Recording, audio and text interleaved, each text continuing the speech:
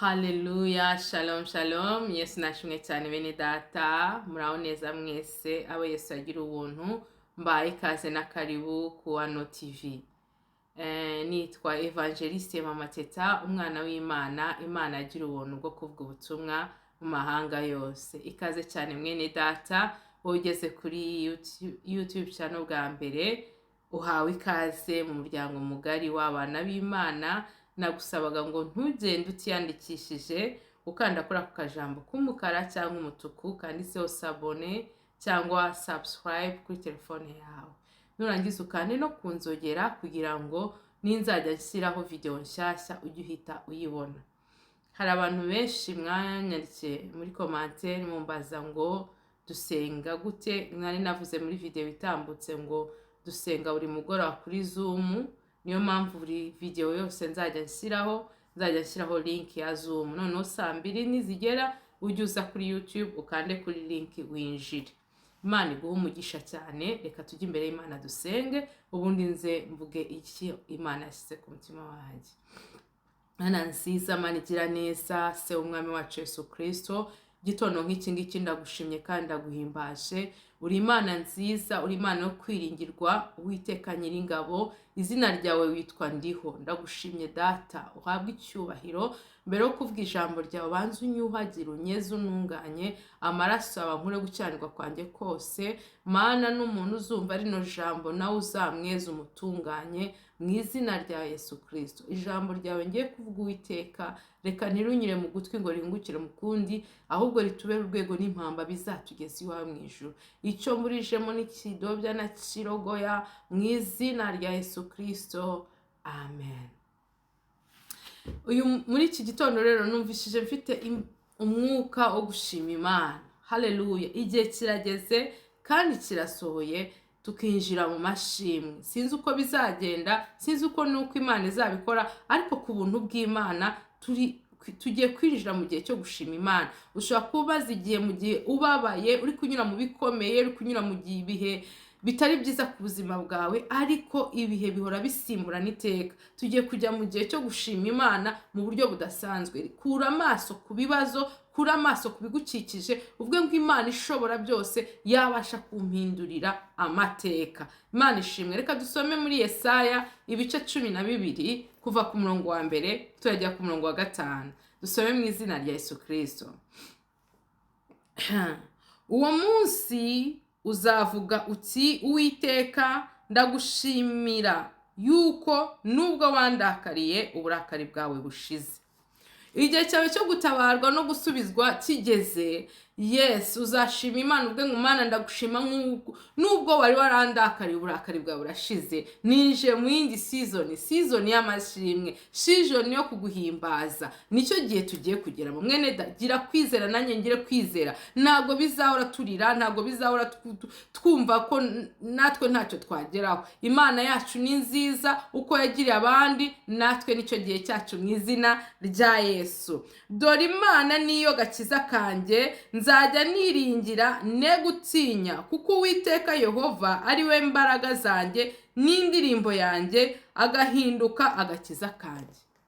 Mwene data natanye nkubwira ngo ibyiringiro byawe byose bishire mu Mana. Uko bisa kose ubwira Imana ati, Imana uri Imana y'agakiza kanjye, uri ibyiringiro byanjye, niwe nirishemo, uri agakiza kanjye, niwe bwugamo bwanjye, nta kintu umwana w'umuntu yantwara. Ibi bigeragezo ndi gucamo ni transit, biri kunyinjiza mu gihe cyo gushima, cyo gukorera Imana, cyo guhimbaza Imana. Kandi abanyikije, abategereje ko nseba, bazamenya ko Imana ishobora byose, bazamenya ko Imana ihindura amateka. Mwene data usubizwemo ibyiringiro, wumve ko igihe kigeze, ukwezi gutaha, amezi asigaye kugira ngo umwaka urangire, nawe uzinjira mu bihe byo gushima Imana. Ushobora kuba waratangiye umwaka ubura umubyeyi, ubura inshuti, ubura byinshi, ariko iyambura ikote ry'agahinda, iyambura ikote ry'umubabaro, iyambura ikote ry'umwijima wari ugiye kukwambara, uvuge ngo Imana niyo gakiza kanjye, niyo ndirimbo yanjye, nibwo munezero wanjye, Imana yanjye ishobora byose. Imana ishimwe. Reka dusome ku murongo wa 3. Nicyo gituma muzavoma ibyishimo mu mariba y'agakiza. igihe kirageze kandi kirasohoye tugavoma ibyishimo mu mariba y'agakiza. Nta handi tuzakura ibyishimo papa, nta handi tuzakura ibyishimo mama, muvandimwe wanjye, tuzakura ibyishimo mu mariba y'agakiza. Ngwino tuvome ku mariba y'agakiza, twumve umunezero, twumve amahoro, twumve ibyishimo, tunezererwe mu Mana yaduhaye Yesu Kristo kugira ngo tumunezererwemo. Kandi muri Yesu Kristo ntiharimo agahinda n'umubabaro, harimo umunezero, harimo ibyishimo, harimo umugisha, harimo gutabarwa, harimo kwiringira Imana mu kuri ndetse no mu mwuka. Umurongo wa 4, kandi uwo munsi muzavuga muti nimushime Uwiteka, mwambaze izina rye. Uwo munsi, umunsi w'ibyishimo. Hari abantu batabarwa disi, igihe cyo gushima Imana bakifata, baragira ngo isi, haleluya, igihe wari uri mu bigeragezo, igihe wari uri mu gukubitwa, isi yose yarabimenye. Abaturanyi barabimenye, imiryango yarabimenye, yewe harimo abagutabaye, harimo abakugiriye impuhwe, hari n'abakwibagiwe. Nawe igihe Imana igiye kugutabarira sasa, haleluya, uzababwire ngo ni Yesu wabikoze. Niba ngombwa uzasirimbe, niba ngombwa uzatere haleluya. Waba uri wambaye agatimba, wa mukobwa ugiye gushyingirwa, uzavuga ati nimureke Imana icyubahiro. Yemwe nimuhaguruke mumfashe guha Imana icyubahiro, ugikure hasi Imana icyubahiro, uyivugirize impundu, kuko urugendo uzaba utangiye ni urundi rushya kandi Imana izagendana nawe. Nimureke duha Imana yacu icyubahiro. Abapagani, abatayemera bamenye ko uri umukristo. Uzi ko hari abantu basigaye bahisha ko bakijijwe, ukagira ahantu hari influence, abantu bakubwira yo ugahisha ko wakijijwe. Ubu Bibiliya ntago tukizigendana, dusigaye dukoresha bibazo mu matelefone. Haleluya. Ari umuntu nohereje ijambo ry'Imana, ndabyibutse, arangije atarareba n'ijambo ahita ambwira ngo uracyasoma what? Namaze kubera iki? ngo abandi ngo babikora kuri screen, ngo nibyo biri professionnel. Ni byiza, nibyo biri professionnel, nibyo, ariko impamvu ngewe ntabishyira muri ekran nkashyiramo ikintu kibimfasha ni ukugira ngo Bibiliya yanjye, iyi Bibiliya njye nisoma uko umutima uteye. Ntabwo binaniye gushyiramo application ngo njye mbwiriza ndi kubisoma kuri ekran nk'uko ndi kureba muri kamera. Amen. Ariko navuze ngo nzajya mfata Bibiliya mfungure nsome mu izina rya Yesu. Ndamubwira nti padiri arasoma, mu itorero barasoma, ngo ariko ngo ibyo ntago, ngo muracyari muri analogue. Bene data, ibya Yesu nta haleluya. Tugume mu mwimerere wacu. Amen. Akandi ufate Bibiliya uyisome. Imana ishimwe. Ndabizi ko iyi video azayibona, noneho ndagusubije mu izina rya Yesu Kristo. Amen. Mwamamaza imirimo ye mu mahanga yose. Igihe kirageze bene da, iby'Imana igiye kugukorera, iby'Imana yadukoreye, bya bindi dusigaye ntabwo tugishima. Kuko mu mashimwe yacu hari abagenda badukomeretsa, ugataha washimye ugasanga umuntu aragukomerekeje. Ibyo ntubyiteho. Shima Imana, amamaza Imana aho yagukuye, uvuge ko Imana yagukuye ku cyafika ku cyanye n'ikomangoma, uvuge ubuhamya bwawe. Hari umwana w'imfubyi, hari umupfakazi, hari uri kunyura muri ibyo uri kunyuramo, azavuga ngo yakoreye mama teta biriya bintu, nanjye izabinkorera. Asubiremo ibyiringiro, yumve ko Imana yacu igifite imirimo. Ariko mfite ikindi kibazo, kuki abantu dusigaye duha imbaraga z'umwijima imbaraga?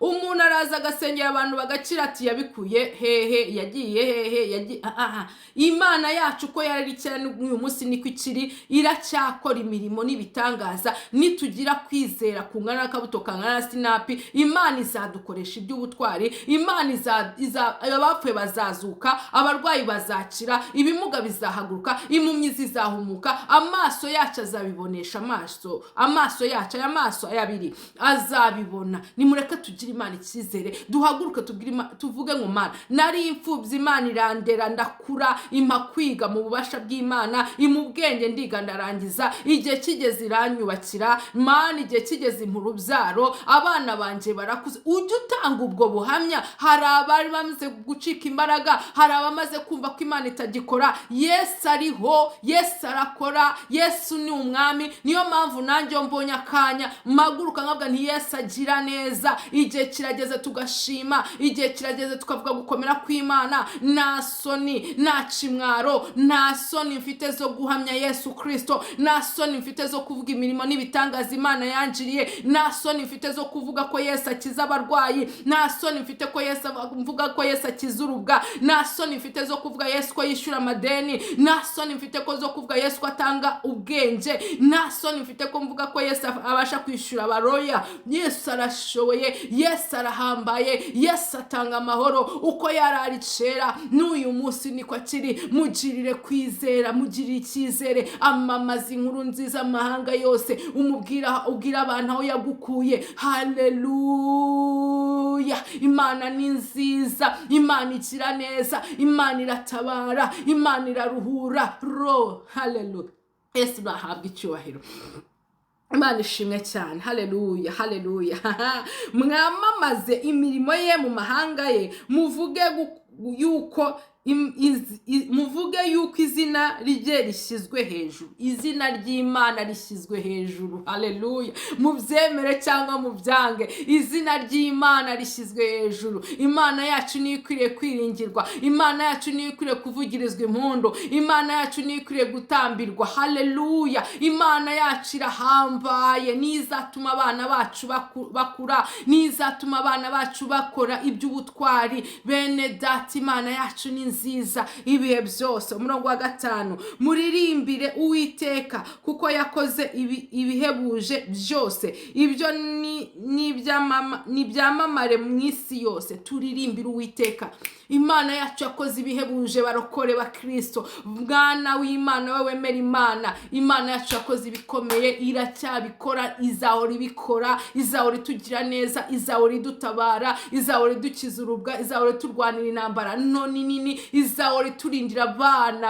Haleluya! Imana yacu ni nziza, Mana nziza. Mureke dusenge. Uwiteka Nyiringabo, bwiza n'imbaraga zacu, agaze ku maguru yanjye abiri, Mwami, ndagushima, ndaguhimbaza, ndavuga gukomera kwa kuri Imana yacu bwiza. Wadukoreye ibikomeye, natwe turishima. Waduhojeje amarira, waduhindura amateka, waradutabaye Mwami, waraturwaniriye. Kuba tukiro ni kubw'ubuntu bwawe Mwami. Uyu mwuka duhumeka niwe waduhaye Mwami Yesu Kristo. Ndagushima kubw'agakiza waduhaye ku buntu bwawe Papa. Ishimwe n'icyubahiro bikugarukire. Uri Imana yanjye bwite, sinzatinya kuguhamya Mwami, kuba kuzi n'abatakuzi. Uri Imana. Nsengeye mwene data warucitse ibyiringiro Mwami, basubizemo intege, bongere ubereke Mwami, batabara, ubarwanire, ubacira inzira aho zitari, mu izina rya Yesu Kristo w'i Nazareti. Amawa n'imishubi bari barimo baracamo Mwami, ibikomeye n'ibigerageza Uwiteka bibakuremo. Uri Imana urambuye ikiganza cyawaza kwifuza kw'ibyaremwe byose Mana, nabo bagire neza Uwiteka. Abari barimo bararira bahoze Yesu we, uracari ya Mana igira neza, uracari ya Mana ivuga bikabategeka bigakomera. Uwiteka, umuntu ufungura video akayumva Uwiteka, ongera nuko yayinjiyemo yumva ntaba ariko arangiza, imbaraga zawe zimukoreho. Umurwayi acire, uwihebye umusubizemo ibyiringiro, umuhuze n'igitangaza cyabona amashimwe. Mana uri mwiza, ugira neza, bukira bugaca, abatarakizwa nibakizwa. Eka Nyiringabo, nta wundi uhwanye nawe Yesu we, nta wundi umeze nkawe, byiringiro bizima. Reka amazi y'ubugingo ducemeho, Mwuka Wera bari uganza muri byose, ni mu izina ryawe Yesu Kristo, amen. Nukuri Imana y'amahoro ibaho umugisha, Imana y'amahoro bagire neza. Ndabakunda cyane. Mfasha kuvuga ubutumwa nimba ufashijwe. Nimba video irebwa nk'abantu 200, 300, hari n'izirebwa n'igihumbi, ukaza ukareba, ariko mu byubahiro byawe basi. Nimba udashaka ko tumenye uriwe, jya ukanda like. Kuri like ntago bigaragara ko wagize, ariko umfashe kuvuga ubutumwa.